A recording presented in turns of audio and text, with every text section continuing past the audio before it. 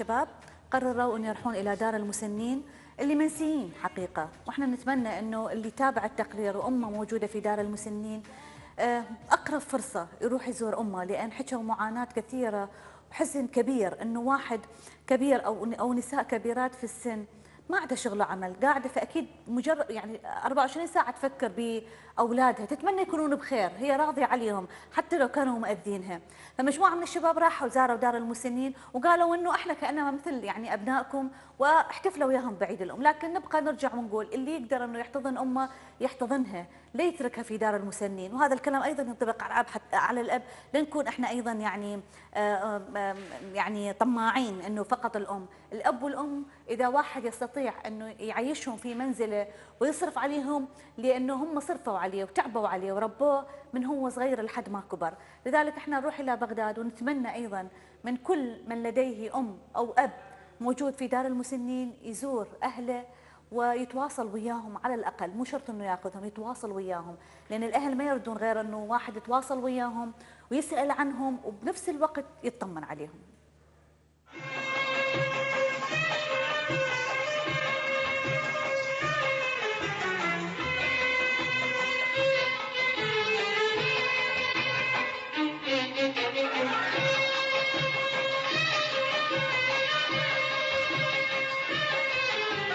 يا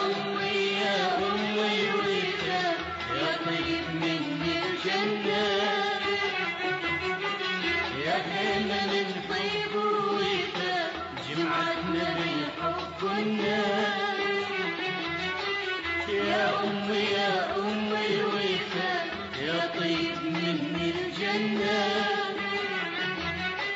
يا خيمة من حب ووفا جمعتنا بالحب كنا. تعلمت الصبر منك يا يمه، الهوى انت الهوى ومحتاج اشمه. تعلمت الصبر منك يا يمه، الهوى انت الهوى ومحتاج اشمه. يا اغلى واعز مخلوق عندي، يا ما يا عيوني امي قلبها البحر امي، سلام وخير امي. يا ما يا عيوني امي وجهي يمطر محنه. اللي يجون منو دا يجي عليكم مثلا؟ اللي ولد عندي بنايا وما تجيني. ليش؟ أنا كنت بذيك الدار اي من 2002 3/3/2002 أنا بذيك الدار. زين بنتك متزوجة يعني وين قاعدة ببغداد؟ اي مخلصة جامعة ومتزوجة وكل شيء، عندها أولاد. زين ما تخاف انه هي بعدين اولادها همين هيك يسوون؟ بعد شو اسوي هي الزواجة اللي جابتني للدار، لاني والدار.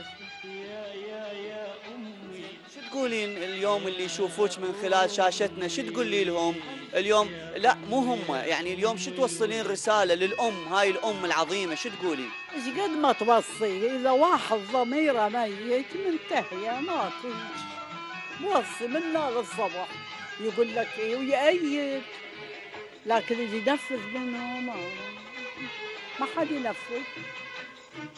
كان نفذت بنتي اللي يعني ما ادري، هو الحكايه طويله يعني ايش قد دارت من الابتدائيه الى ان خلصت دراسات. اني اوقف لها بالباب قبل درسين ثلاثه.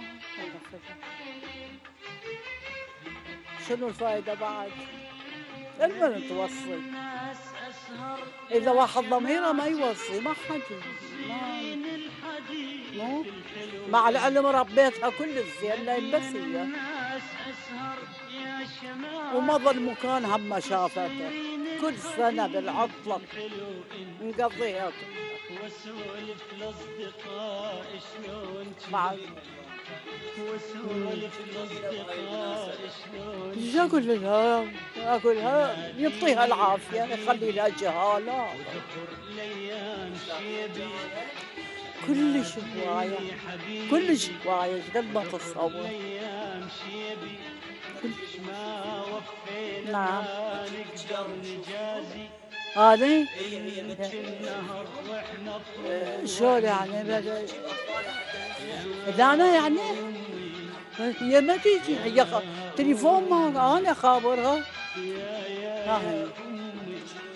لا ما حتى ما تخابر يا تجيب اولادها نوبه قبل 3 سنين يعني مثل هاي جيتكم وطلعت حماها واقف لها دق عليها طلعت يا خيمة من طيب ووفاء جمعتنا بالحب والنار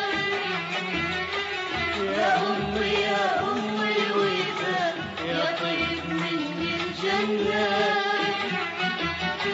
يا خيمة من حب ووفاء جمعتنا بالحب والنار تعلمت الصبر منك يا يمه الهوى انت الهوى ومحتاجة اشمه تعلمت الصبر منك يا يمه الهوى انت الهوى ومحتاجة اشمه يا اغلى واعز مخلوق عندي يا ما يا عيوني امي قلبها البحر امي سلام وخير امي يا ما يا عيون أمي وجهي يمطر محنة قمر ونجوم جنة وجهي يمطر محنة قمر ونجوم جنة تعرف تحميل هموم تعرف تحميل هموم وما ما ما ما ما ما تعرف المنة يا أمي يا أمي يا أمي يعني التقرير يحمل تناقض عجيب ما بين احنا فرحانين بمجموعه الشباب اللي راحوا من اجل انه يحتفلون بدار المسنين، فكره حلوه ورائعه يمكن تفوت كثير من الناس، لكن هي الفكره او الشيء الايجابي انه اكو مجموعه من الشباب فكروا بطريقه جديده مبتكره وهي الذهاب والاحتفال بدار المسنين مع السيدات الموجودات هناك، والمحزن القصص اللي سمعناها هناك. يعني واحد ينقهر من يشوف انه احنا بالعراق، خاصه العراق اللي معروف التلاحم الاسري، هذا اللي بدينا احنا نفتقده شويه شويه، صعب حيل صعب انه هي على قيد الحياه واولادها يرمونها، يعني هذه الرميه دون سؤال. الموضوع اللي شاهدناه انه شباب فكروا وبادروا وراحوا انه يزورون امهات غير امهاتهم، وابنائهم الفعليين اللي تخلوا عنهم وتركوهم بدار المسنين، ولحد هذه اللحظه يمكن لا راحوا ولا زارهم ولا اهتموا بهم ولا يمكن عايدوهم، لانه هو لو فعلا كان محب لوالدته او لوالده ما خلاه بدار المسنين، كان بقى يرعاه داخل منزله بين اسرته بين اهله بين الناس. ولكن هذه المشاكل اللي احنا متعودين عليها واصبحت جزء كبير من الواقع اللي نعيشه، انه المشاكل العائليه، واكيد بسبب الزواجات انه مارد الوالده او يمكن لانها مريضه ما عندها معين ما حد يقدر يخدمها، انه زوجته تكون موظفه، فبالتالي اضطر انه يتخلى عن امه في سبيل ارضاء زوجته. واحنا نقول ايضا تحيه لكل الامهات العراقيات وكل الزوجات ايضا، هي بعد فتره انه تصير ام تحس بمعنى كلمه الام وتحس بالام نفسها، ويمكن بلكي انه قلبها ينكسر وترجع وتقول له روح جيب امك خليها تعيش ويانا، وهذا يمكن صحيح. نادرا ما يحدث. فاحنا نتمنى أن يكون اكو ترابط قوي، انه هذه امك لازم تتعب وياها، لازم تتحملها، لازم انه تشوف ما نشر على مواقع التواصل الاجتماعي وما بث على الفضائيات من مقاطع نادره وجميله جدا، نشوف انه شاب كرس حياته كلها لخدمه والدته وهي مصابه بالشلل، وشخص آخر يحملها على ظهره ويفرها بالأسواق لأنه هي مقعدة. فهذه أيضا دروس أنه تعلمنا وتعلم العراقيين وتعلم كل الإنسانية أو الناس اللي موجودين بهذا الكون، أن يعلمهم درس بالإنسانية ودرس بالمحبة والوفاء والإخلاص للوالدة، هذه الوالدة العظيمة. فإحنا لازم أنه نتعب حتى على الأقل أنه نرد لها ولو شيء بسيط من اللي تعبته واللي وصلتنا له. يمكن كثير من من الشباب فقدوا ابائهم وهم في عمر الطفوله، في اعمار صغيره جدا، لكن انه هي الام قامت بدور الوالد والوالده بنفس الوقت، صح وتعبت صح. عليهم واشتغلت وربتهم وسهرت ليالي، مثل ما انه أكيد. شاهدنا ايضا في قناه الشرقيه دائما تكريم للام المثاليه والقصص اللي مليئه بالتضحيات ومليئه بالصبر والجهاد في سبيل انه حتى توصل ابنائها لمراحل متقدمه يفتخرون بما وصلوا له في سبيل الامهم. واكيد كل اللي احنا وصلنا له، وانا واحد من الناس اللي وصلت له، هو بسبب امي، وربي يحفظها ويطول بعمرها ويعطيها الصحه والعافيه. وايضا كل الامهات العراقيات. نروح لكركوك. في كركوك